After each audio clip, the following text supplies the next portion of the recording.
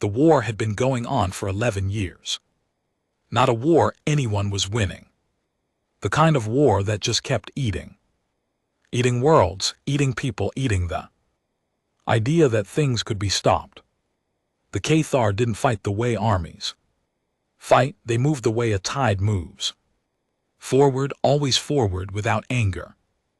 Without strategy, without the mercy of a plan that could be broken. You couldn't negotiate with a tide you couldn't make it afraid. 17 species had tried to stop them. 17 species had failed, so the conclave of 17 sent their best diplomat to a planet they had never formally contacted, a small blue-green planet at the edge of a quiet arm of the galaxy.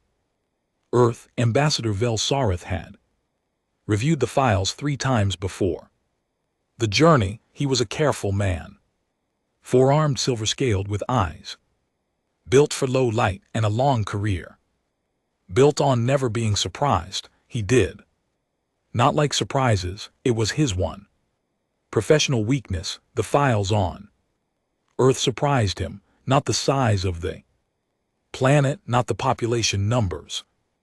What surprised him was the history section. He had read the histories of warrior races before, the Droomvith, who had 17 words for the act of killing and built temples to their greatest generals, the Sarali, who had fought a 200-year war against their neighboring moon and considered peace a kind of defeat. Earth's history did not read like those. Earth's history read like a wound that kept reopening, continent against continent, city against city, brother against brother. The methods changed every few decades. New weapons, new machines, new ways to destroy things, invented and then replaced by newer ones. No other species in the conclave had spent so much of its own history fighting itself. The xenosociologists had debated this for weeks before Vel Sareth's departure. Their conclusion: Earth produced fighters the way other worlds produced farmers. It was simply what they did. He landed at a place called Geneva. The humans had prepared a meeting room, long table chairs, a pitcher of water in the center that he could not drink, but found politely optimistic. United Earth Council sat across from him. 14 people, different ages, different faces, different languages running through translation devices clipped to their ears. He had expected military uniforms. Half the room wore them. The other half wore the plain clothes of government workers who had seen enough of uniforms to stop being impressed by them. Vel Sareth delivered the request carefully. He explained the Cathar. He showed them the maps, world after world, marked in the gray color the conclave used for consumed territories. He explained what consumed meant because precision was important here. The Cathar did not invade, they did not occupy, they processed everything organic, everything mineral, everything that had ever been built or grown. What they left behind was silence and faint chemical traces of what had once been a living world. He explained what the conclave needed: a warrior caste, Earth's finest fighters, a force that could stand between the Cathar and the remaining inhabited worlds long enough for the conclave to find another solution. He placed the formal request on the table. The room went quiet. Woman near the far end of the table picked it up. She had the kind of face that had made 100 hard decisions and remembered every one of them. She read the document, set it down. Warrior caste, she said. Yes, Vel Sareth said. We don't have one of those. He checked his translation device. It reported no error. I'm sorry, we don't have a warrior caste. She folded her hands on the table. We have a military, that's different. Velsarith had the entire documented history of Earth loaded in his memory, centuries of warfare, weapons that had poisoned soil for generations, conflicts that had reshaped coastlines. I'm not sure I understand the distinction, he said carefully. No, she said. The council asked him to step out while they discussed. He waited in a corridor for 48 hours. There was a window that looked out over a small garden, real plants, real soil, a thin gray sky that moved. He watched a small bird land on a branch and sit there doing nothing in particular for a long time. He found it restful. He was very tired when they called him back. The room had changed. 3 council members were gone. 1 new person sat at the far end of the table, an old man in a military uniform that had more age to it than decoration, the kind of uniform worn by someone who thought ceremony was a waste of fabric. His hands were flat on the table. He was already looking at the Cathar maps. The councilwoman spoke. First, we'll send what we have, she said. We can't promise warriors. We can promise people who are very good at their jobs. Velsarith accepted this.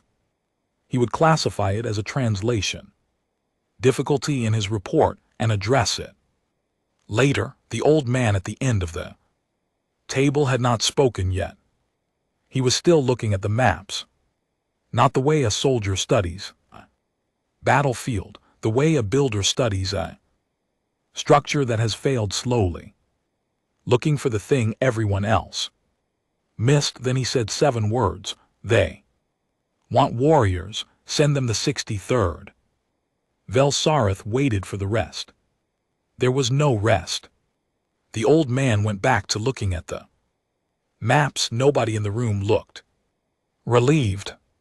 That was the thing Velsarith would come back to later, when everything had changed and he was trying to find the moment it had all started. Not one face in that room showed relief. They looked like people who had just made a decision they were fully confident in and were not happy about it at all. Those were 2 different things. He had met many confident people in his career. Very few of them had understood that confidence and comfort were not the same. He filed his report that evening. He noted the council's response. He flagged the unit name, the 63rd, for background research. He added a line, the personal notes section of the report, which was not officially reviewed but which he wrote carefully anyway, because he was that kind of man. The humans did not respond to the scale of Cathar losses the way other species do. Most, when shown the gray maps, show fear or grief. The council showed neither. They had the particular attention of people examining a problem they believed was solvable. I do not yet know if this is courage or ignorance. In my experience at the beginning, the 2 are often the same thing. He sent the report. He went back to the window. The bird was gone. The branch was empty and still. Outside, somewhere in the building, someone was already making calls about the 63rd. Velsarith did not know what the 63rd was. He did not know what it meant that a room full of serious and experienced people had not looked relieved when its name was spoken. He would find out in 3 weeks when their ships crossed into conclave space. He would not forget it. The conclave staging world, Yaret 7, was built for ceremony. Wide landing platforms made of pale stone, colored banners representing each of the 17 member species, a formal reception hall with a ceiling high enough for the Velgun, the largest of the conclave. Races standing 12 ft tall and deeply. Proud of it to stand without bending. Yaret 7 had received military forces from 11 different species over the past decade. It knew how arrivals worked. Warriors arrived with formation, with precision, with the deliberate performance of organized power. Drums if the species had drums. Flags, the clear, loud visual language of force. Because warriors knew that half of any war was being seen correctly before the first shot. Supreme Marshal Vorket stood on the main platform with 17 dignitaries at his back and waited for Earth ships to descend. The ships descended. They were not the ships Vorket had expected. They were large, larger than personnel carriers, built more like cargo haulers, gray and functional, with a design that said the people who built them had cared more about how much they could carry than how they looked doing it. They landed without formation. The first one touched down slightly to the left of the marked zone. Not by much, just enough to notice. The ramps came down. What came off those ramps was not a warrior formation. It was 12,000 people moving like a construction crew that had just arrived at a job site. They carried things, crates mostly, passed down the ramps in chains of 2 and 3 stacked on the pale stone, with the calm focus of people doing a task they had done many times before. No ceremony. Some of them were talking to each other. One man near the second ship was eating something out of a container and pointing at a distant ridge while someone next to him made notes. Intelligence officer Saul Vane stood 3 steps behind Vorket and watched all of it. She had been assigned to observe and document the human force from the moment of arrival. 20 years of this work. She had watched the Droonvith warriors come to Yaret 7 2 years ago. 8,000 of them in perfect rows, with the trained silence of people who knew how to make power visible without saying a word. She had watched the Shenmara arrive in their pressure suits, moving with the eerie coordination of creatures that had been swimming in the same water their whole lives. 11 species, 11 arrivals, each one telling her something about itself without meaning to. She did not know what the humans were telling her. She wasn't sure they were trying to tell her anything. The commander of the human force came down the ramp of the first ship, still talking into a device near her mouth. Colonel Yara Oshi, 43 years old, 20 years of service, mostly in something Earth called combat engineering, a category Solvang's briefing file had explained poorly, which she had flagged for clarification before the arrival and not yet received an answer on.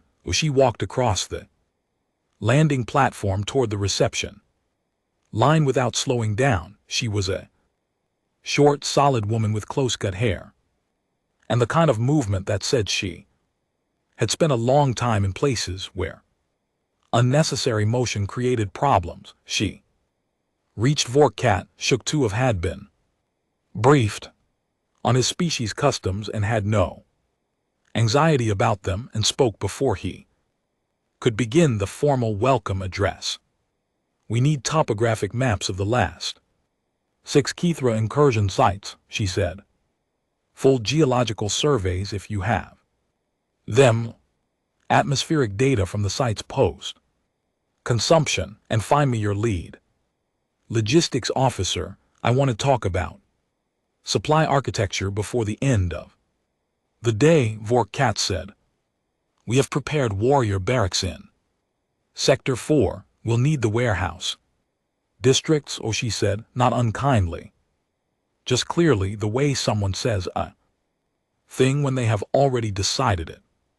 More floor space, she had already looked past him toward the storage facilities to the east. Vorkat stood very still for a moment. Solving wrote in her notebook, "Commander does not appear to be performing authority. She simply has it. Distinction unclear, but present. The next 6 hours did not fit neatly into any category Solving had used before. The humans unloaded with quiet efficiency. She walked among them. She had been told to watch for signs of combat readiness, weapon systems, tactical groupings, evidence of specialized fighting units. She found weapons, not as many as she expected. What she found more of was equipment she couldn't immediately name, devices that looked like scientific instruments, crates marked with codes or translation, software flagged as engineering designations, one full shipping container of construction materials, specific alloys, organized by a system she didn't know. Young soldier noticed her studying an open crate. Without being asked, he said, "Sounding equipment. For subsurface mapping, for battle." Solving asked. He thought about it for a moment. "For understanding what we're dealing with," he said. Then he picked up the crate and carried it to where it needed to go. By evening, the warehouse district had been transformed. O'Shea's people had covered the walls in maps, not tactical maps, the kind that showed troop positions and attack corridors. These were geological maps, atmospheric charts, detailed surveys of the 6 Kithra incursion sites going back years. People moved between stations with the focus quiet of researchers who had already decided what they were looking for and were now simply in the process of finding it. Vorkat visited once.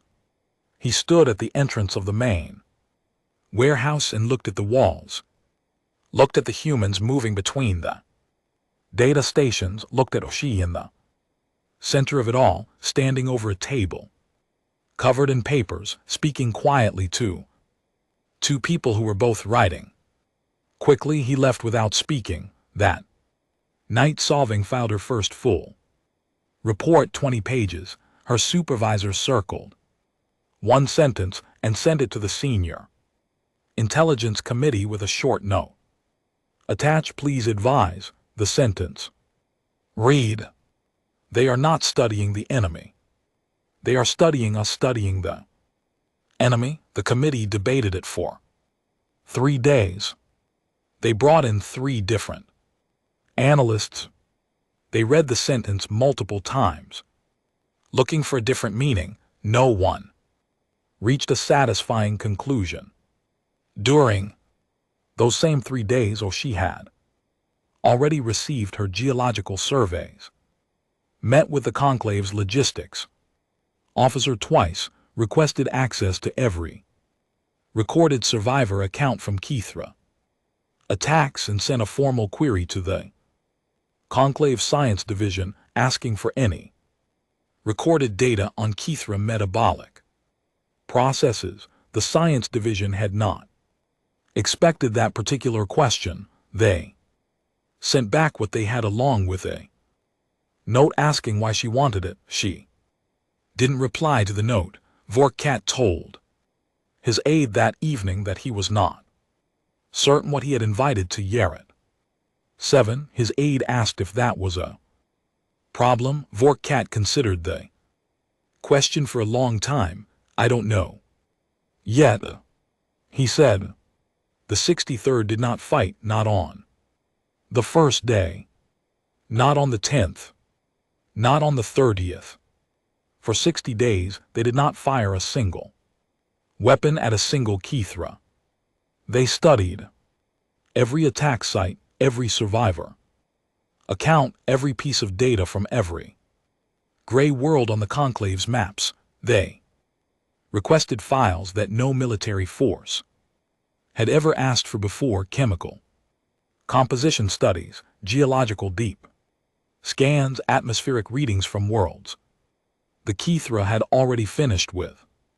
The conclave grew restless, 3 allied species filed formal complaints, people were dying on the rim, 2 more.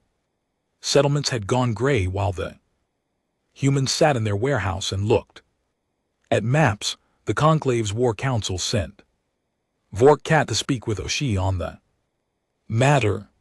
He found her standing in front of a wall covered in overlapping charts.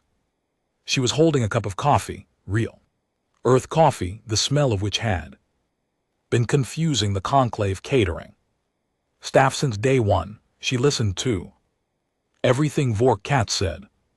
She did not interrupt. When he finished, she said, "Noted." Then she went back to the charts. Vorkat returned to the war council and reported that the humans were continuing their analysis. The war council asked how much longer. He said he did not know. They asked him to find out. He went back to Oshi. She said, "When we're done." He stopped going back. After that, Solving had been given a permanent desk in the observation section of the warehouse district, which meant she spent most of her days watching the 63rd work. She had started the assignment expecting to be done in a week. A month in, she had filled 4 notebooks, not with threat assessments, with questions she could not answer. Humans did not organize themselves the way any military she had studied organized themselves. There was a clear hierarchy. Oshi at the top, a team of senior officers beneath her, units below them, but the flow of information ran in every direction at once. Junior soldiers brought findings directly to senior analysts, specialists from different units worked on problems together without being told to. A young woman from the demolitions unit spent 3 days working alongside 2 people from the engineering survey team on something involving Kithra mineral consumption rates, which was not obviously a demolitions problem. Solving asked Oshi about this once. People know what they're looking for, she said. They find it and they bring it to the right place. Doesn't matter what unit they're from. What are they looking for? Solving asked. Oshi looked at her for a moment, the look of someone deciding how much to explain. The shape of it, she said. We need to see the shape of the problem before we touch it. By the end of the 6th week, the shape had begun to appear.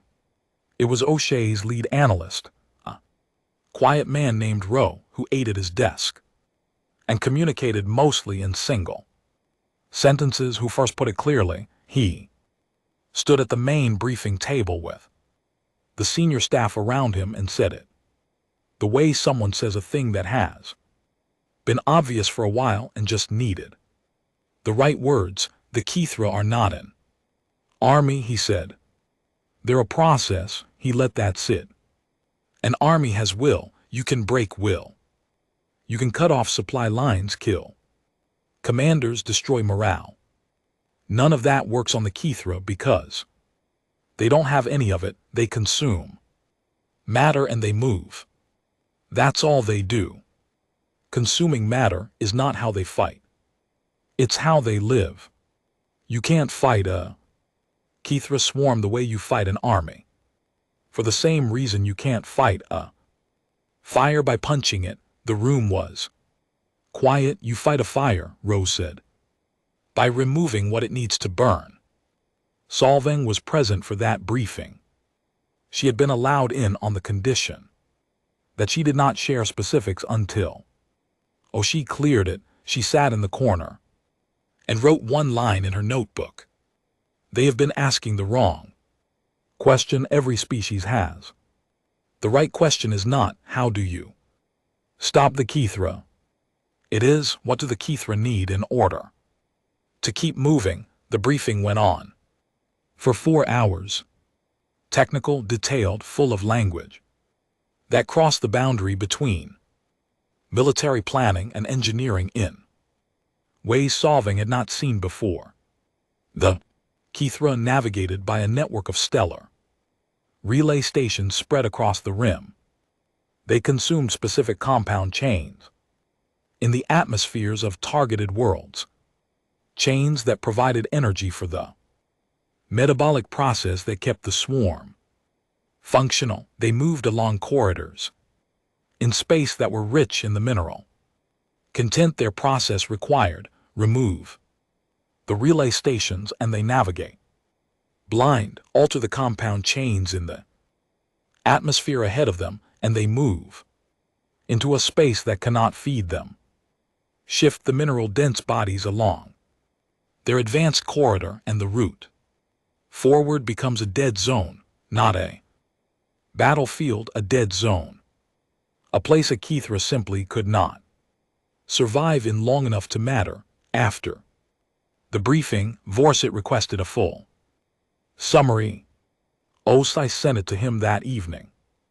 He read it twice. He called his senior military advisor. They spoke for 2 hours. Then he called Solvin. Is this what I think it is? He said, yes, she said. They're not going to fight the Kithra. No, he was quiet for a moment. Then what have we been doing? What is all of this? The 60 days, the maps, the geology surveys. They've been measuring the room, Solvin said.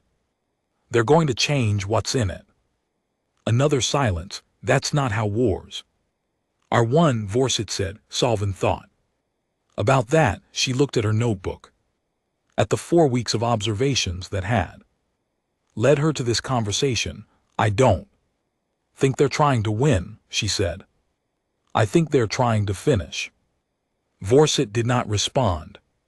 She could hear him breathing on the other end of the line, steady and slow, the way people breathe when they are sitting with something that doesn't fit into any category they already have. The call ended. Solvin closed her notebook. Down in the warehouse, lights were still on. The 63rd was still working. They had never really stopped. Campaign lasted 19 days.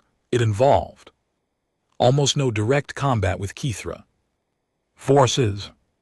The Conclave's War Council, watching the operational reports come in, spent the first 3 days convinced they were reading them wrong. They called Vorsit twice day asking for clarification. He stopped answering on the 4th day because he did not have anything new to tell them. The 63rd had split into 7 units. Each unit moved to a different location. None of those locations were places the Kithra currently were. They were places adjacent to where the Kithra were going. Unit 1 went to the Stellar Relay Network. On the Eastern Rim Corridor, the relay stations were old Conclave infrastructure built generations ago, maintained out of habit, used by commercial shipping and navigation systems across the sector. The Kithra used them too, not intentionally. The Kithra didn't do anything intentionally, but their movement patterns mapped across 11 years of attack data showed consistent orientation toward relay station signals. The signals were a reference point, a fixed star to navigate by. Osai's demolition teams were precise. They did not destroy the stations in ways that would make them obviously gone. They made them wrong. Small alterations to the signal frequency, tiny errors in the transmission timing, the kind of errors that would not show up on a basic scan, but would, over a distance of several light hours, compound into a navigation drift of several degrees across the distance of the Kithra's advanced corridor was several worlds. The Kithra would not. No, they had been redirected. They would simply move as they always moved, and the place they arrived would be different from the place they had been heading. Unit 3 had prepared that place, 3 uninhabited worlds along the new route, geologically rich, atmospherically complex, exactly the kind of environment a Kithra advance would normally find hospitable. Unit 3 had been there for 9 days already, working with the quiet focus of people doing detailed technical work that happened to be happening in deep space. They had introduced specific compounds into the upper atmospheres of all 3 worlds. The compounds were structurally identical to the ones the Kithra metabolic process required. The same molecular shape, the same initial chemical signature. Nutritionally inert, the Kithra advance would move into those atmospheres and begin the consumption process and find nothing, not resistance, not poison, just nothing, food-shaped nothing, a meal that provided no energy, a path that led forward into a space that could not sustain them. Unit 5 was handling the asteroid belts. This was the part of the operation that Salvin would later describe as the most quietly extraordinary thing she had ever seen. The mineral-dense asteroid clusters along the primary advance corridor had been there for 10,000 years. They were significant bodies, not something you moved, not something any species had seriously considered moving. The 63rd had spent 3 weeks calculating the geometry, single point detonations precisely placed, charges that didn't destroy, just pushed a nudge at the right angle on the right body, transferred force through the cluster in a chain, like pressing one tile in a row of tiles, each one moving the next. The math had to be exact. OSI's people had run the calculations 400 times. They ran them again on site before the first charge was placed. On the 8th day of the campaign, they detonated the sequence. The asteroid clusters moved. Not far, not dramatically, just enough. The mineral corridor the Kithra had been following for 3 years, the rich, a dense path that fed their advance, the way a river feeds the land it runs through, developed a gap, a long, thin gap in the middle of it, like a missing step in a staircase. The Kithra advance hit the gap on the 11th day. It did not stop, it slowed. The leading edge pressed forward into the atmosphere of the first altered world. The consumption process began. It found nothing useful. The leading edge did not receive the energy it required to maintain the advance rate.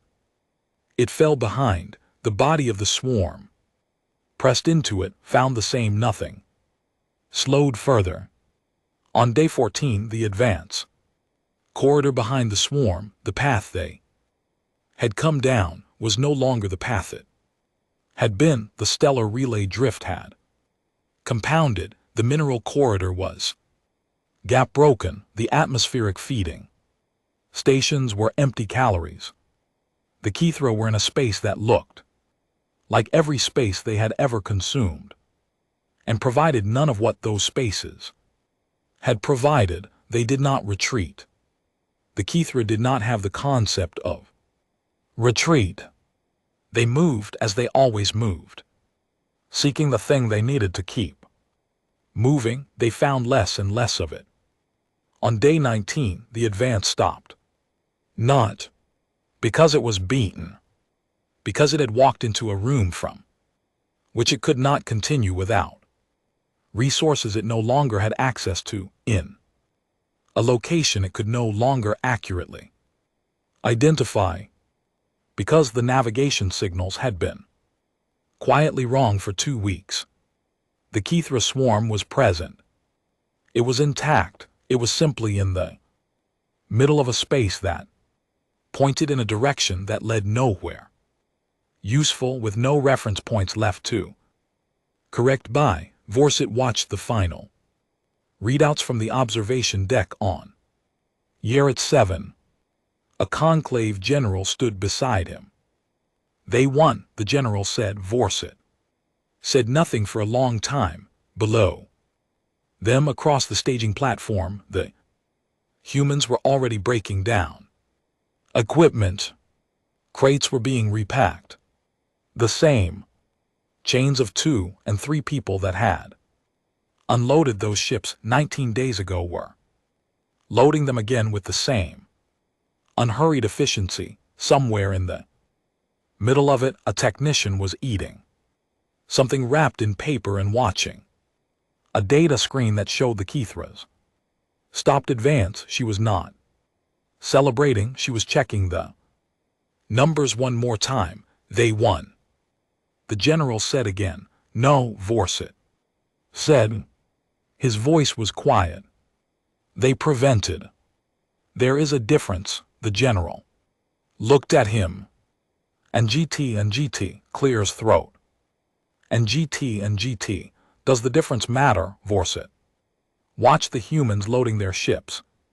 Watched Osai move between units. Checking manifests, signing off on equipment lists with the focused calm of someone closing a completed project. I don't know yet, he said. He had been saying that a lot. Recently, he was starting to think it might be the most honest thing he had said since the humans arrived. The conclave held a formal ceremony. They prepared the highest honors available. They commissioned a mural, 17 species standing united, the Kithra advance, shown in gray on one side and a wall of light on the other. The ceremony hall was full. Every delegate attended. It was the first genuinely good news Yaret 7 had hosted in years, and the conclave understood instinctively that occasions like this needed to be marked. Osei arrived in field clothes, not a protest, not a statement.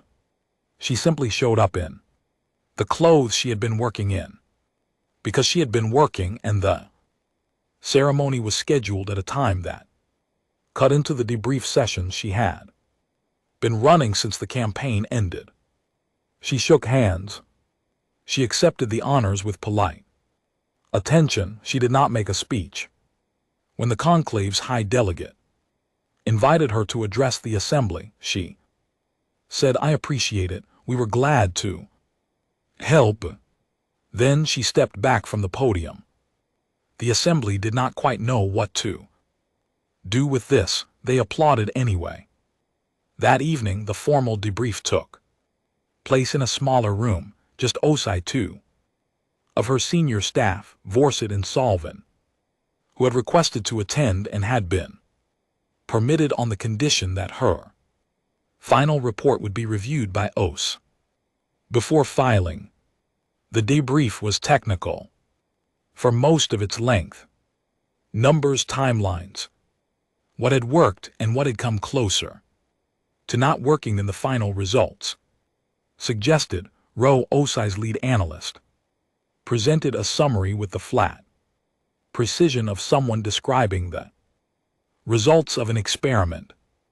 It was thorough. It was clear. It was the kind of report that would be studied by military planners for decades. Saul Vane waited until the technical portion was finished. Then she asked the question she had been carrying for 2 months. "You were never warriors," she said. "That is what your council told us. I have been watching you work since the day you arrived, and I believe it. Now, so why did you come? The Cathar were not your problem. We came to Earth and asked for something you don't have. You could have said no." The room was quiet. Osei picked up her coffee. The last of it the supply having run out 4 days ago, which had put a visible but unspoken weight on the 63rd for those final days. She looked at the cup for a moment. Warrior isn't a job on Earth, she said. It's a phase, something civilization goes through on the way to figuring out that fighting is expensive and losing is permanent. She set the cup down. We went through it for a long time. Longer than most. We did a lot of damage to ourselves mostly. We got very good at it. She paused. Then we got tired of it. And when you get tired of fighting, you have a choice. You can stop entirely, which doesn't work because problems don't stop arriving just because you're tired, or you can get smarter, stop asking, how do I win this fight, and start asking, how do I make this fight not worth having? Saul Vane was writing. And the 63rd Combat Engineers, OS, said, demolitions, logistics, terrain analysis, infrastructure. We don't take ground, we change what the ground is. She looked around the table. The Cathar had a route. We changed the route. They had a food source. We changed the food source. We didn't stop the Cathar. We made the space ahead of them uninhabitable and let them walk into it. Vorsit said the Cathar could return, reform, find another corridor. Sure, Osa said, and when they do, you call us again. She said it the way someone says the thing that is simply true. Or you call the 91st, depends on what kind of problem it is. Vorsit sat with that. You speak as if there are many units like yours. There are quite a few, Osei said. We've had a lot of practice. We spent a long time making problems for ourselves and then figuring out how to solve them. Turns out that's transferable. The debrief ended. An hour later, Saul Vane stayed behind. She sat in the empty room with her notebook open and wrote for a long time. She had been a conclave intelligence officer for 20 years. She had filed hundreds of reports. This one took her 4 hours because she kept stopping and reading back what she had written and then starting again. Final report was 42 pages long. It was classified for 40 years when it was eventually released and studied. Researchers in the field of interspecies military history would point to it as one of the most accurate early assessments of a new power dynamic ever written. The last section read, Earth does not send warriors because Earth does not think in terms of winning. Every species that has ever called itself a warrior race has wanted to be remembered for the battle, for the glory, for the story told afterward. The humans we hosted wanted to be remembered for nothing. They wanted the problem to be over so completely that no one would need to remember how it was solved. The 63rd did not celebrate. They packed their equipment and left. They did not ask to have their victory marked because they did not appear to experience it as a victory. They experienced it as a completed task. There is a difference between those two things, and the difference is significant. The conclave asked Earth for warriors. What arrived was something that has no clean name in any of our 17 languages.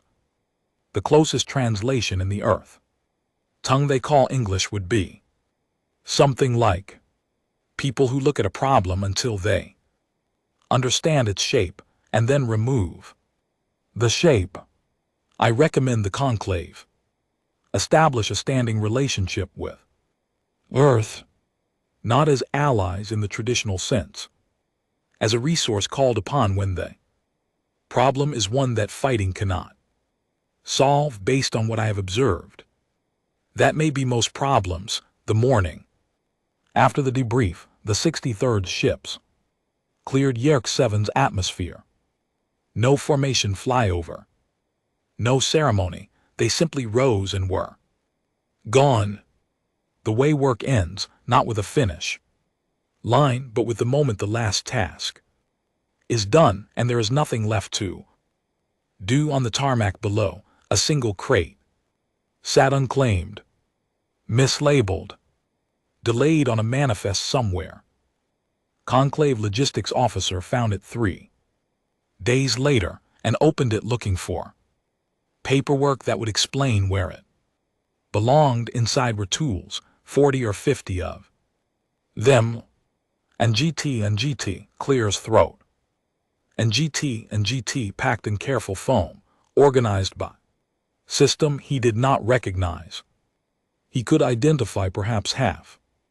The other half he could not name or classify. He did not know what they were designed to do, only that they were designed, built with intention and purpose for tasks he did not have the frame to understand. He filed a retrieval request. It moved through the system slowly, as retrieval requests do. 6 months later, someone from Earth's logistics office responded. 2 words keep them. No explanation. No context. No signature beyond a unit number and a date. The logistics officer stared at the message for a long time. Then he closed the crate carefully, carried it to a secure storage room, and placed it on a shelf where he could see it from his desk. He was not sure why. He thought about it sometimes. Late in the day, when the work was quiet, he thought about the tools he couldn't name. He thought about what problems they might be built to solve. He never found an answer that satisfied him. He stopped looking for one.